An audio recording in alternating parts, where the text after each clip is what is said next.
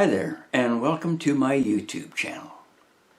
This post is for my loyal subscribers who, for some unknown reason, seem to enjoy my rants and artistic endeavors. I used to have a blog and wrote about many things, and I thought you might be interested in the one that I wrote on September 28th, 2007, 18 years ago, entitled Dreams, Dreams, and More Dreams. And it goes like this. It seems that almost every night I dream. Most are not remembered when I awaken. Some are reoccurring, stimulating, and even foreboding. I'm not much of a believer, and I don't know how many people are religious, and sometimes wonder how they are faring in this world as they trod down the trails of their lives towards their eventual demise and judgment day. As I strut through the sunset of my life, my stride is not quite as cocky as it used to be, especially when I contemplate how I've lived during all those years. I haven't been exactly what you would call a good boy. So occasionally I wonder about going to heaven or to hell when I die. I'm surprised that most people think our God is very forgiving. Do you really think he's had a change of mind, of attitude, when he looks down on our planet and sees how blatantly destructive we are, ripping his Eden asunder to further our greedy needs, and ends almost every living creature on the endangered list, if not already extinct, pillaging, and raping in his name? Me, I envision heaven, if there even is a so-called place, to be very small, and for a very select few. Yesterday morning, while walking to my studio, a transit bus was coming towards me. I seldom pay any attention to them unless I'm waiting for a bus or crossing the road in front of one. But as this one rounded the corner and headed down the hill towards me, I glanced at the illuminated sign above the large windshield stating its destination, which read, "Forgiven?" I blinked my eyes a couple of times in disbelief and read it again. Forgiven? I couldn't believe it and thought to myself, that can't be. It's just a trick of my imagination, or my failing eyesight is really taking a nosedive. So just before it drove past me, I strained my eyes and watched the sign metamorphose into Fairview. I can tell you, this getting old is a little bit scary. I have to admit, this is one of my more memorable dreams, besides a couple of others, like when I dreamt I was watering the lawn and pissed the bed. Or when I dreamt I was strangling someone with my bare hands. It seems I'd been squeezing my wrist so tight that I'd cut off the blood circulation. Glad it wasn't with my wife's throat that I had a hold of, or I could be writing this blog from prison. Picture this if you can.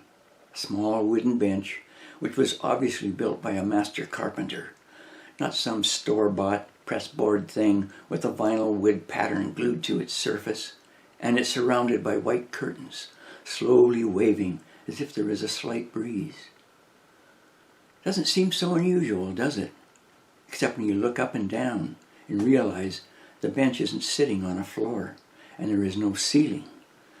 The soft flowing curtains just continue upwards and downwards as far as the eye can see. Next, a nondescript man dressed in a white suit. Come to think of it, everything he was wearing was white. He was standing beside me and smiled as he said in a very calm voice, "Welcome to your day of judgment."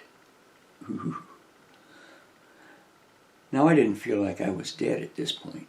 I actually felt very much alive, even if the wooden bench, white curtains, and the stranger appeared to be somewhat surreal. I didn't say anything or feel threatened in any way as he continued.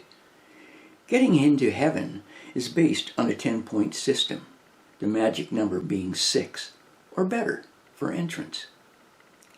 He began listing all the good and bad things that I had done up to this point in my life, which I couldn't contest because everything he said was the absolute truth. As he continued on about my life, one good deed canceling out a bad deed, the wooden bench and the curtains disappeared, and I found myself with the white-clad stranger standing on a green lawn beside a paved road, watching a group of people gathered in the very near distance. Suddenly he stopped adding and canceling my actions throughout my life and said, "Looks like you have 5 points." To which I replied, "But that's 50%. Isn't that enough to get me into heaven?" He looked at me and said in a very precise manner, "No, you need 6 points. 50% just doesn't cut it." And then he smiled and continued, "Do you see those people standing over there by the huge tree? It seems that while you were driving your motorcycle down this road, there was a car coming towards you in the other lane, and some small kids suddenly ran out in front of you. As strange as it seems, many decisions, good or bad, are made within a split second. But even so, they are thought out direct decisions just the same. You were confronted with 3 options. 1, you could have driven your motorcycle into the oncoming vehicle. 2, driven into the big tree growing at the edge of the road. 3, tried driving through the kids. The first 2 options meant pretty much death to you. The third one likely causing death to someone else. It was this decision that got you your 6 points. My friend, you chose the tree. "But I'm not dead," I exclaimed. "I can feel, hear, and see everything that's going on all around me." He gently took me by the arm and led me over to where the people were gathered near the tree. On the green dappled lawn, sunlight glinting through the leaves of the big tree, I saw myself lying on the ground, and I was indeed dead. And that's when I woke up. Lucky for me. Just for reference, I rode a bike for many years, and not in a shy manner.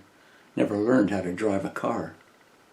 If you enjoyed this old man's dreamy rant, please give it a like, or better yet, subscribe to my channel.